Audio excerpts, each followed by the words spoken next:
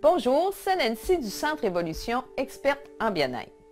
Dans la vidéo précédente, nous avons vu comment croire en sa puissance intérieure. Dans cette 8e vidéo, nous allons voir comment augmenter ou canaliser notre niveau d'énergie. Avez-vous l'impression que vous manquez d'énergie, de force vitale?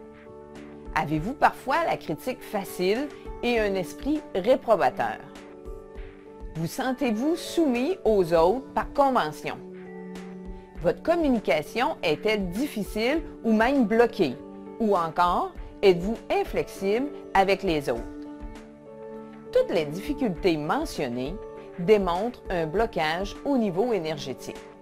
Si vous vivez l'une de ces situations, c'est qu'un blocage se situe au niveau d'un de vos chakras. Le mot chakra signifie en sanskrit « roue de lumière ». Ceux-ci sont positionnés entre la base de votre colonne vertébrale et le dessus de votre tête. Les chakras localisés à la base représentent la Terre et notre ancrage dans la vie matérielle, tandis que ceux localisés au haut de notre corps représentent le ciel et la spiritualité. Une baisse énergétique signifie qu'un ou plusieurs de vos chakras ne sont pas bien utilisés, ce qui fait en sorte que l'énergie est bloquée.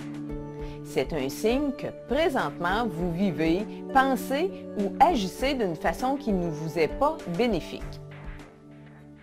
Plus nous assumons la responsabilité de ce que nous vivons au niveau de nos chakras et plus nous disposons d'énergie pour notre santé, notre créativité et notre bonheur.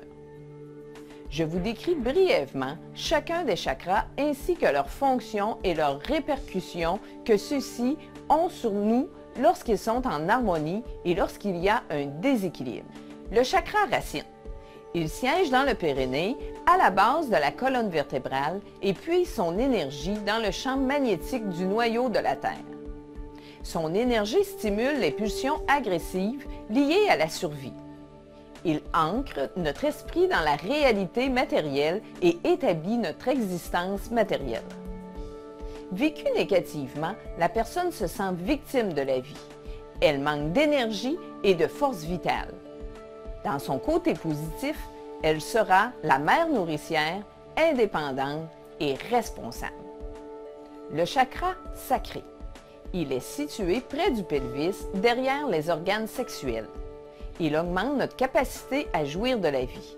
Il gouverne notre bien-être vital, le sentiment de mériter une belle vie et notre capacité à développer un sentiment d'abondance. Vécue négativement, la personne devient un martyr. Elle est très critique et amère. Dans son côté positif, la personne vit et accepte le plaisir et l'abondance. Le chakra du plexus solaire. Il se trouve au-dessus de l'estomac, sous le diaphragme. Il filtre l'énergie de nos organes vitaux pour leur permettre de décomposer les substances nutritives en vue de la digestion. Il filtre donc la nourriture au niveau physique et les idées au niveau mental. Vécue négativement, la personne sera soumise et recherche l'approbation. Du côté positif, la personne sera confiante, créative et courageuse. Le chakra du cœur. Le chakra du cœur est le centre du système énergétique humain. Tout comme le cœur qui diffuse le sang vital dans tout le corps, le chakra du cœur diffuse l'amour dans notre vie. Vécue négativement, la personne aimera par amour conditionnel et sera attachée aux conventions. Vécue positivement, la personne sera amoureuse de la vie, généreuse et de bonne volonté. Le chakra de la gorge. Le chakra de la gorge couvre la zone interne et externe du cou et de la gorge, la bouche, les dents et la mâchoire. Il est souvent bloqué par des sentiments refoulés, ce qui révèle des émotions ou des idées inexprimées et empêche l'énergie de monter vers le centre supérieur. Côté négatif, la personne est discrète, silencieuse et sa communication est bloquée. Côté positif, c'est un communicateur franc et ouvert. Le chakra frontal. Il se retrouve entre les sourcils et porte le nom du troisième œil. C'est le centre de notre intelligence intérieure qui se nourrit de la sagesse issue des tragédies, pertes et séparations que nous avons vécues. Le côté négatif se reflète par une personne très rationnelle qui s'intéresse seulement aux faits. C'est une personne sèche et austère. Le côté positif démontre une personne malléable qui a le sens de l'humour et qui cultive la sagesse.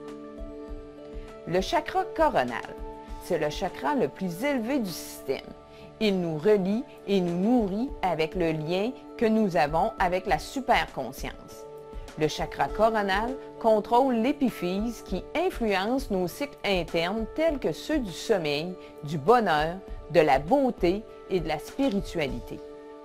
Le chakra coronal offre à chaque personne l'énergie de la conscience et nous aide à sentir que nous formons un tout avec la vie. Du côté négatif, la personne est égoïste, arrogante et inflexible. Du côté positif, la personne cultive la grâce, la béatitude et la gratitude. Voilà, nous avons vu la fonction des 7 principaux chakras et ce qui se passe lorsque ceux-ci ne sont pas en harmonie.